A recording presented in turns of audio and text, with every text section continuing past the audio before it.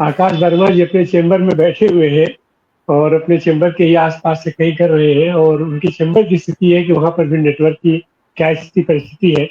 यही चीज हम लोगों ने कल देखा, कल हम लोग कर रहे थे। मणिपुर का इशू था और मणिपुर के इशू में विधिवत फेसबुक की तरफ से हमारा बंद कर दिया गया था प्रोग्राम। करीब 5 मिनट तक हमारा प्रोग्राम सस्पेंड कर दिया गया। तो अब बहुजन संवाद के हम इस दौर में भी हम पहुंच चुके हैं कि हमारा प्रोग्राम बीच में ही बंद किया जाता है, हमारी थ्रेटनिंग हो रही है। खैर जो भी जैसे हो। और ये जो आया है सुप्रीम कोर्ट का फैसला, जाहिर सी बात है इसका स्वागत योग्य तो है। इसको विलंबित न्याय है, ये भी बात सही है। विलंबित न्याय की स्थिति ये होती है कि न्याय से इतना लोग आगे आ चुके हैं, उसकी प्रक्रिया से इतनी बोझिल प्रक्रिया होती है कि जनता चाहती कि तत्काल कुछ हो जाए, चाहे वो गलत ही हो लेकिन कुछ फैसला हो जाए। जो भी आदमी आज की तारीख में कोर्ट में जाता है फैसला करने, तो अंत में तो उसकी उम्र इतनी तक हो जाती है कि हमारे खिलाफ फैसला कर दो, लेकिन कर दो किसी तरीके से। तो इस स्थिति में तो फिर तो न्याय की प्रक्रिया ठीक नहीं है। यह तो पूरे के पूरे न्यायिक व्यवस्था के ऊपर प्रश्न है कि आपके ऊपर आप न्याय कर रहे हैं। इससे ज्यादा जरूरी है कि दिखाई पड़ना चाहिए कि आप न्याय करने जा रहे हैं या आप न्याय करेंगे या आप न्याय करते रहे हैं। इस बात पर जनता का विश्वास हो।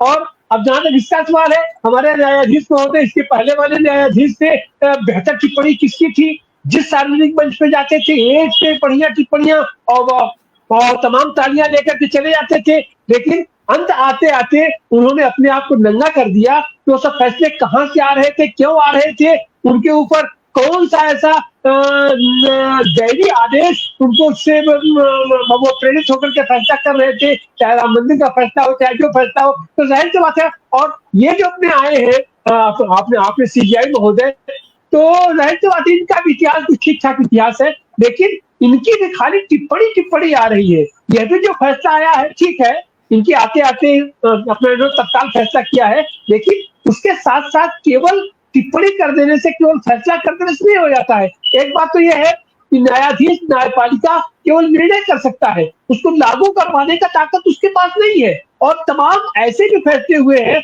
हम सारे लोग ही ऐसे फैसलों पर टिप्पणी करते हैं कि आप ऐसा फैसला क्यों करते हैं जिसको आप लागू न करवा पाए। अगर आप लागू आपका फैसला शासन प्रशासन नहीं कर रहा है तो आप उसके ऊपर अवमानना का केस चलाइए। अवमानना का केस चला के भी क्या करेंगे? ये सब चीज उसके लिए होती है जो उसके प्रति संवेदनशील होता है। एक समय यह होता था कि आचार्य नरेंद्र देव ने केवल नोटिस दे दिया कि हम धरना देने जा रहे हैं और नेहरू तक खिल गए। वहां से उन्होंने स्पेशल मैसेंजर भेजा। आज हम ये उनकी जयंती मना रहे नेहरू जी की, उन्होंने स्पेशल मैसेंजर भेजा कि ऐसी क्या बात है, आप पहले हमको बताइए तो आप क्यों धरना देने जा रहे हैं। और यहाँ स्थिति यह है कि पूरा का पूरा सर्व सेवा संघ गिरा दिया गया, ध्वस्त कर दिया गया। सालों तक वो आंदोलन चला और अभी भी ये 60-65 दिन से लगातार वहां धरना दिया जा रहा है, सत्याग्रह किया जा रहा है और कहीं कोई नोटिस लेने के लिए तैयार ही नहीं है।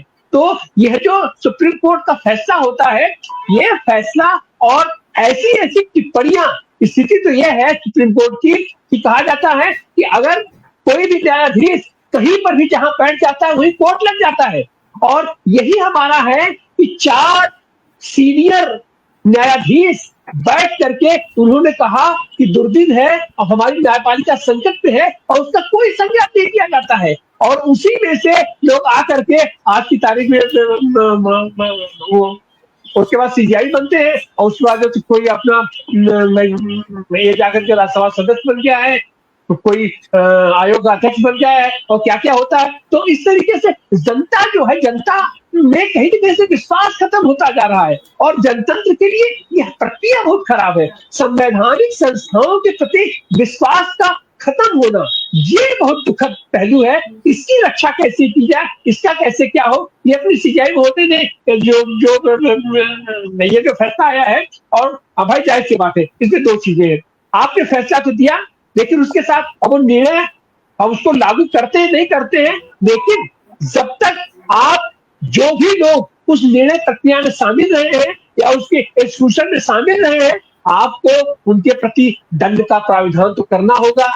क्योंकि अगर आप दंड का प्रावधान नहीं करेंगे तो आगे आने वाले दिनों में भी ये तो पूरा तंत्र वो तो क्या कर देगा। आपने कहा कि उसकी पूरी प्रोसेस शुरू की है, और ये सरकार और जो भी पीड़ित रहे हैं उन पीड़ित को अगर आप जरा सा भी अगर आप उनको मरहम लगाने का काम करते हैं तो आप उनकी व्यवस्था बनाइए कि उनको मुआवजा मिले। असली चीज तो यह है कि यह सरकार जो काम करती है वो कागजी दायरे के अंदर जाकर के करती है, लेकिन जो मैसेज देती है उससे वो मैसेज देती है कि हमने तो ठीक कर दिया, एक समुदाय विशेष को हमने ठीक कर दिया, हमने अपने विरोधियों को ठीक कर दिया। तो यह जो मैसेज आ रहा है उस मैसेज को भी संज्ञान में लिया जाना चाहिए। अच्छा, सच बातें हैं कि जो भी घर गिराए जाते हैं वो उस आदेश के तहत नहीं गिराए जाते हैं, लेकिन मैसेज यही जाता है कि उनको तत्काल न्याय कर दिया गया, जबकि उनको खोद करके रखा जाता है। ऐसा कोई मकान देश में हमारे अंदाज से नहीं है, इवन संसद भवन भी नहीं होगा जो भी कानूनी दायरे हमारे हैं उसके अधीन हो, उसके तहत हो। तो ऐसे लूपहोल खोज करके वो तात्कालिक रूप से, अब उनको जो सबूत तत्काल गिरा दिया करते थे, अब वो एक दिन रुक जाया करेंगे, एक दिन के पीछे 15 दिन पहले 20 दिन पहले उनको नोटिस दे देंगे, फिर री नोटिस दे देंगे, सारी प्रक्रिया पूरी हो जाएगी चाकचम। भारत तो ऐसा देश है जहां कानून बनने से पहले उस कानून को तोड़ने का पूरा सिस्टम अपना बना लिया जाता है। तो ऐसी हालत में यह जो अभी अपनी टिप्पणी आई है और इसका संज्ञान आया है, यह स्वागत योग्य तो है, लेकिन केवल इससे काम नहीं चलेगा। काम के लिए ये करना होगा न्यायपालिका को, ठीक है आपका आदेश पालन होता है नहीं होता है, लेकिन आप केवल टिप्पणी करके आप केवल यह दिखाई पड़ जाए कि नहीं आप सुन रहे हैं, आप बहुत संवेदनशील है, इससे भी काम नहीं चलेगा। आपके उन हरकतों से दिखाई पड़ना चाहिए कि नहीं आपके अंदर वाकई दर्द है, पीड़ित के प्रति आपके मन में दर्द है, और जिन लोगों ने उन्हें पीड़ा पहुंचाया है, चाहे वो प्रशासनिक ऑफिसर हो या जिसके आदेश से जिसके संज्ञान से ऐसा पीड़ा पहुंचाया गया है, उनको भी आप दंडित करने की कोशिश कर रहे हैं। और हमको लगता है कि अभी तो इनका 1 दिन 2 दिन बीता है अपने ऑफिस सीजीआई महोदय का, इस समय तो जो भी फैसले आएंगे ये मान चला जाएगा कि अपना उनका छाप है, लेकिन अब उनकी कितनी छाप रहती है कितनी छाप नहीं रहती है अब वो तो आप सारे लोग बेहतर समझते हैं। लेकिन ये 6 महीने का कार्यकाल है, हमको ऐसा लगता है कि जिस तरीके से एक आदमी आया था चुनाव आयोग में और उसने आज की तारीख तक सिक्का जमा करके चला गया कि चुनाव आयोग क्या होता है, यह अगर जानना है तो आप सीएन सेशन की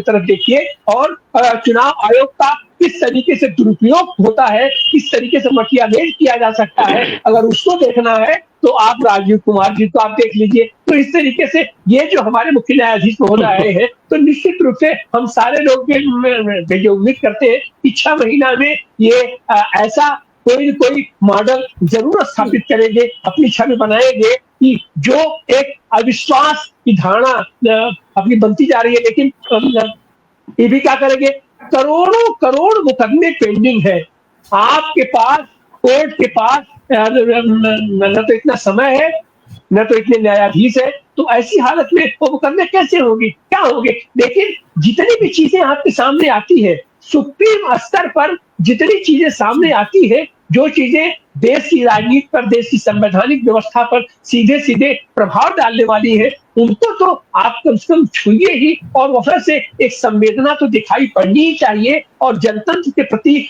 आस्था बने, आस्था गहरी हो, इसका प्रभाव तो दिखाई पड़ना चाहिए। और हम ऐसी उम्मीद करते हैं कि ऐसा जरूर होगा। और यह बात आज हम लोग उस दिन कर रहे हैं जबकि ऐसे चाचा नेहरू का आज जन्मदिन है जो अपनी ही आलोचना खुद अपना लिख करके और अपने ही अखबार में जाकर के छपवाते थे, क्योंकि वो सदन में जो उनके खिलाफ आवाज नहीं उठती थी, कोई आदमी बात नहीं उठता था, भाई कुछ बात उठाने के रहता ही नहीं था। अपने विरोधियों को इवन राम मनोहर लोहिया हो, चाहे अपना फिरोज गांधी हो या जो भी लोग हो, उन लोगों को ससम्मान किसी तरीके से वो चाहते थे कि वो सदन में रहे और हमारी आंख में आंख मिलाकर की बात करने वाला कोई आदमी हमारे सामने हो, तभी हम जनतांत्रिक। तो हमको ऐसा लगता है कि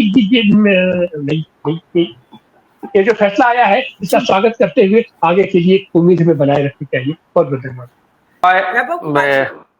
जजमेंट का क्रियान्वयन कार्यपालिका को ही करना है, तो उस पर तो टिप्पणी मैं नहीं करना चाहूंगा क्योंकि मुझे उम्मीद नहीं है।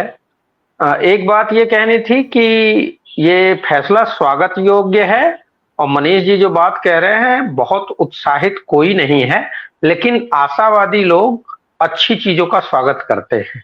दूसरी बात, डॉक्टर सुनीलम जी ने और शशांक शेखर जी ने भी जो बातें कही, देखिए मुआवजा और अकाउंटेबिलिटी उन अधिकारियों की जिन्होंने इसको किया, अगर ये दो चीजें कोर्ट कर दे तो इन चीजों की पुनरावृत्ति कम होने की संभावनाएं हैं, क्योंकि बाकी कार्यपालिका के भरोसे हम नहीं बैठ सकते, क्योंकि वो अगर कार्यपालिका ढंग से काम कर रही होती तो फिर ये सब चीजें होती ही क्यों।